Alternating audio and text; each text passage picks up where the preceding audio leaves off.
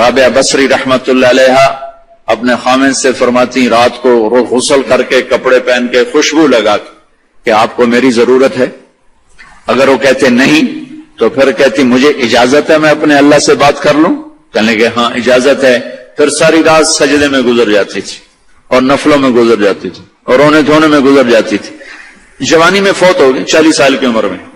جب ان کا انتقال ہوا تو ایک خادمہ ساتھ تھی، اس سے فرمانے لگی دیکھو میں جب مر جاؤں نا تو مجھے راتوں رات دفن کرنا ہے، اور جس کرتے میں تہجد پڑھتی تھی وہ مجھے کفن دینا ہے اور کسی کو بتانا نہیں. تو اگلے دن وہ خواب میں ملی اسی خادمہ کو. ان کا ماں جی آپ کے ساتھ کیا ہوا؟ کہا منکر نکیر آئے تھے قبر میں، مجھ سے کہنے لگے من رب کی، تیرا رب کون ہے؟ تو میں نے کہا سبحان اللہ، 40 سال جسے نہ بھلا سکی 4 رات زمین کے اندر آ کے اسے بھول جاؤں گی. تو منکر نکیر کہنے لگے چلو اس کا حساب کیا لینا. تو انہوں نے بڑی خوبصورت پوشاک پہنی ہوئی تھی. کہا آپ کا تو کفن وہ تہجد والا کرتا تھا، یہ سبز ریشم کہاں سے آ گیا؟ کہ یہ سبز ریشم مجھے اللہ نے پہنایا ہے اور تہجد کا کرتا لپیٹ کے رکھ دیا گیا ہے. قیامت کا دن میرے اعمال کے اندر اس سے بھی تولا جائے گا، میرا وہ کرتا بھی تولا جائے گا جس میں وہ تہجد پڑھا کرتی تھی.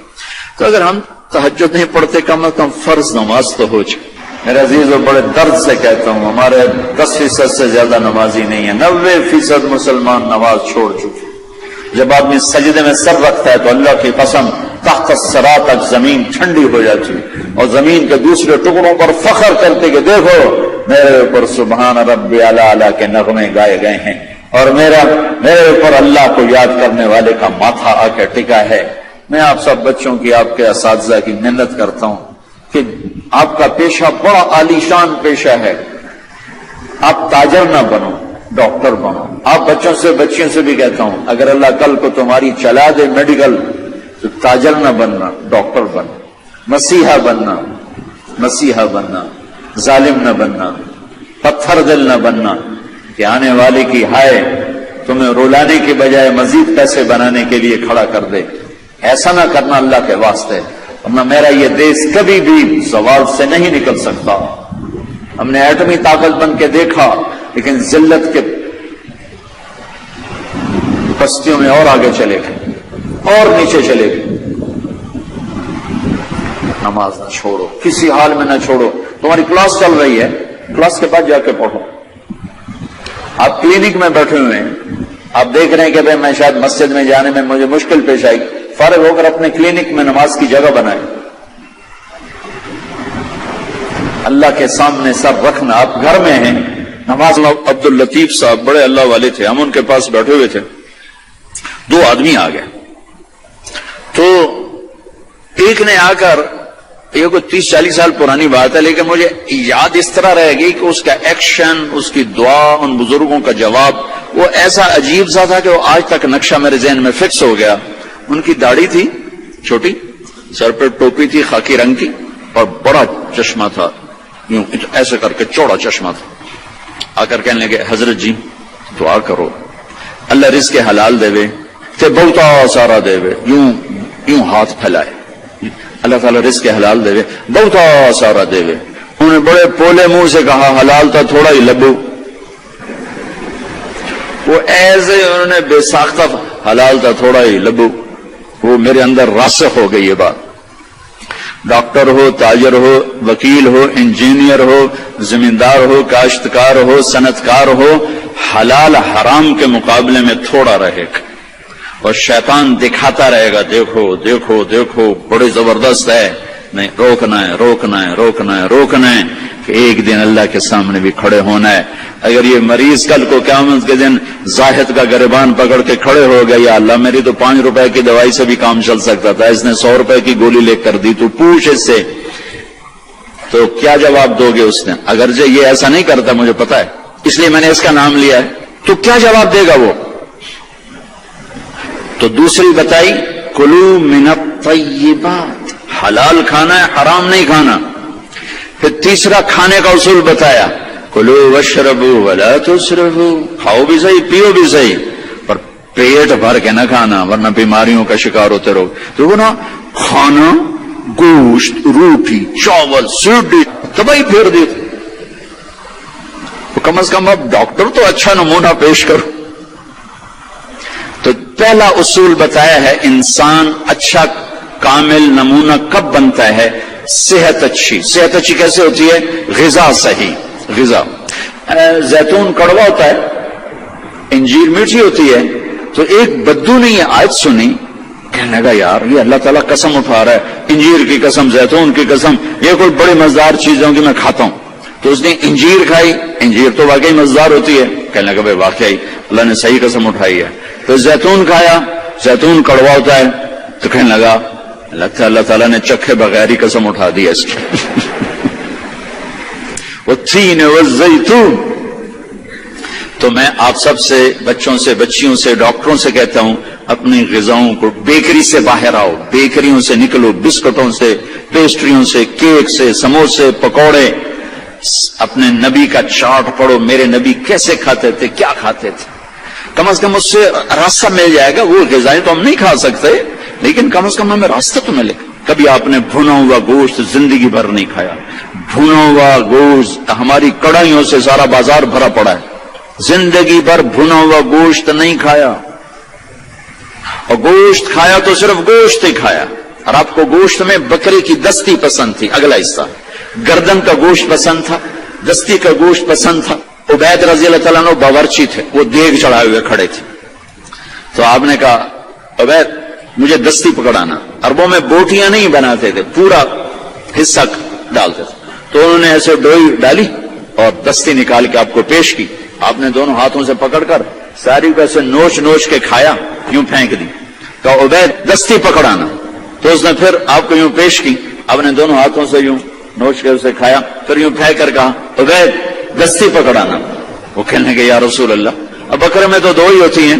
اگر تیرا بھلا ہو جائے، اگر تو میرے کہنے پہ ڈوئی ڈال دیتا تو جب تک میں کہتا رہتا اللہ میرے لیے نکال کے مجھے کھلاتا رہتا. تیری بے یقینی نے کام خراب کر دیا. اب باہر نکلے، صحابہ بیٹھے تھے. آپ نے کہا کیوں بیٹھے ہو؟ کہا جی بھوک نے ستایا ہے، باہر آ گئے ہیں، سردیوں کا زمانہ. تو آپ نے حضرت علی سے فرمایا علی جاؤ یہ کھجور سے کہو اللہ کا رسول کہتا ہے ہمیں تازہ کھجوریں دو. اگر حضرت علی بھی عبید کی طرح کہہ دیتے کہ جی یا رسول اللہ کھجوریں تو سردیوں میں کوئی نہیں ہوتی، تو پھر وہیں اللہ کی مدد رک جاتی. تو علی کا مقام تو عبید سے بہت اوپر تھا. وہ ایک دم اٹھے، کہنے گئے اللہ کا رسول کہہ رہا ہے ہمیں تازہ کھجوریں چاہیے. تو شدید سردی میں درختوں کھجور کے پتوں سے تازہ ٹپ ٹپ ٹپ کھجوریں اتنی گری کہ پوری چادر بھر گئی. تو آپ نے چادر اٹھا کے لاؤ بھائی کھاؤ گئے. آپ نے سب کو کھلایا. تو آپ کو گوشت میں دستی پسند تھی لیکن آپ گوشت کھاتے تھے، ساتھ اور کوئی چیز نہیں کھاتے. تو ایک آپ سے یہ کہ ایک مسلمان کے ذمے ہے اپنی صحت کی حفاظت کرے کہ اس سے کام لینا ہے، دنیا کا بھی، دین کا بھی، خدمت کا بھی. ایک مریض کو سکھ پہنچانا کتنی بڑی بات ہے. بیمار تھا تو نے میرا حال ہی نہ پوچھا. وہ کہے گا یا اللہ آپ تو بیمار ہو ہی نہیں سکتے. تو اللہ تعالیٰ فرمائیں گے میرا فلاں بندہ جو بیمار تھا اگر تو اس کا حال پوچھتا تو ایسا تھا جیسے تو نے میرا ہی حال پوچھا. تو جب حال پوچھنے پر یہ مقام ہے تو علاج کرنے پہ کیا ہوگا؟ کسی کو سکھ پہنچانے پہ کیا ہوگا؟ صرف حال پوچھنے پر. اور کیا کہا فلاں بندہ، یہی نہیں کہا میرا مومن بندہ، متقی بندہ، نیک عورت، اچھی عورت، فلاں بندہ بندی. کوئی ہندو، سکھ، دہری، عیسائی، مسلمان، کافر، مشرک بیمار تھا حال پوچھتے. ایک یہودی بچہ آپ کی خدمت میں آیا کرتا تھا، کچھ دن نہیں آیا. آپ نے کہا وہ بچہ کہاں ہے؟ کہا جی بیمار ہے. کہا چلو اس کا حال پوچھیں.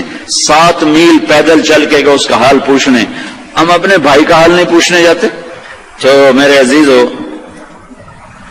ایک چارٹ ہے اس جسم کا، اس کو وہ دینا جو اللہ اس کا رسول کہتا ہے. پھر دوسرا ہے جسم کے ساتھ روح کا. روح باقی رہتی ہے، جسم مٹی میں مل کے خاک ہو جاتا ہے، صفر ہو جاتا ہے.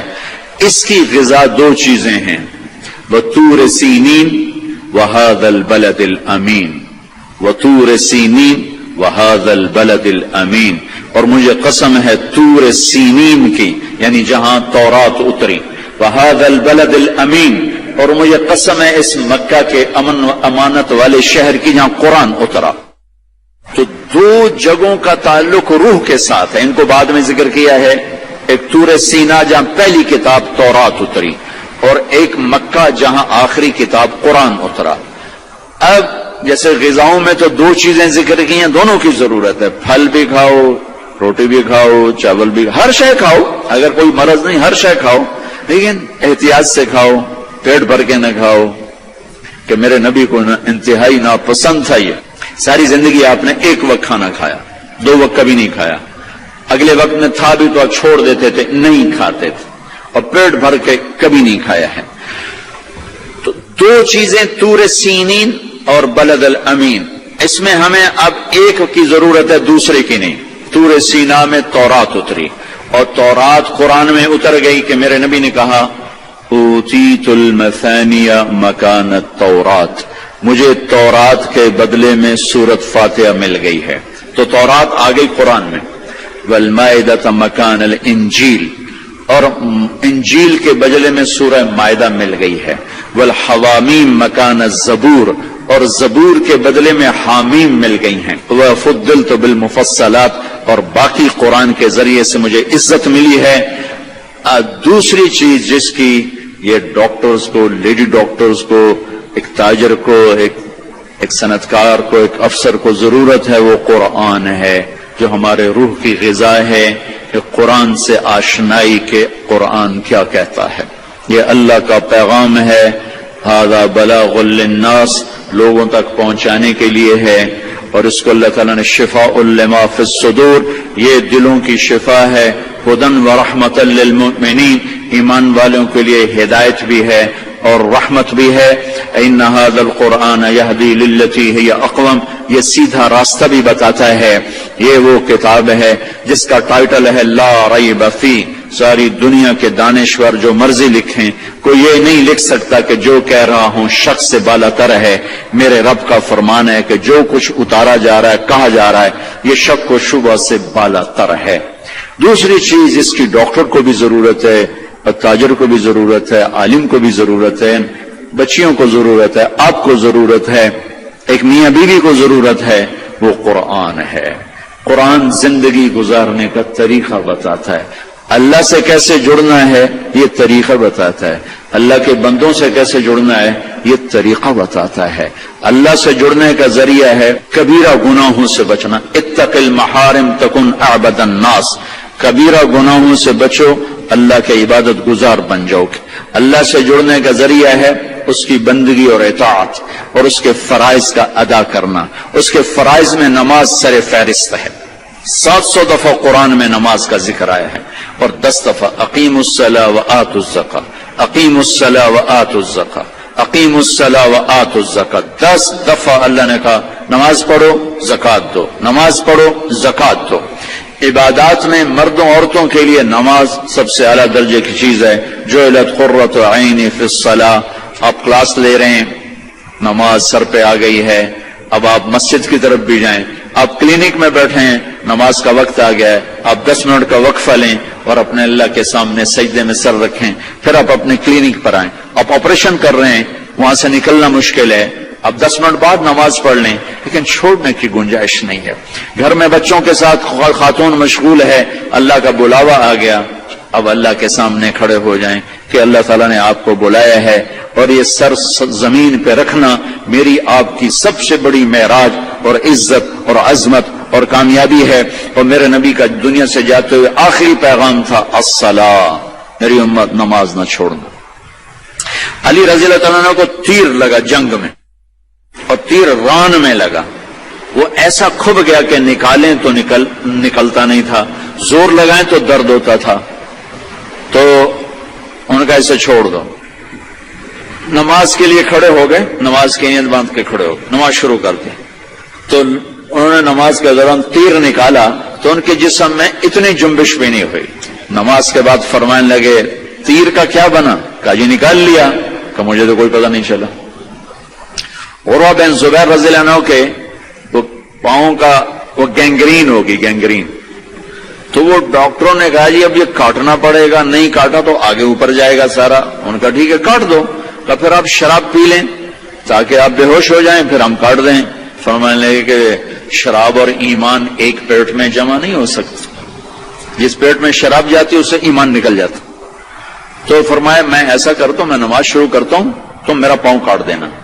تو بیٹھے اور ایک پاؤں ایسے پھیلا دیا اور نماز کی نیت باندھ کے بیٹھ گئے. تو انہوں نے نماز کے دوران ان کا پاؤں کاٹا اور اس کی پٹی کی اور ان کا جسم اتنا بھی نہیں ہلا، اتنا. سلام پھیرنے کے بعد کہنے لگے پاؤں کاٹ دیا؟ کہنے لگے جی کاٹ دیا. کہ مجھے تو پتہ نہیں چلا. کہ مجھے دکھاؤ کدھر ہے؟ انہوں نے کہا یہ ہے. تو اپنے پاؤں کو پکڑا اور یوں اے اللہ تو گواہ ہے میرا یہ پاؤں کبھی تیری نافرمانی میں ایک دفعہ بھی نہیں اٹھا، ایک قدم بھی اس پاؤں سے میں تیری نافرمانی میں نہیں چلا.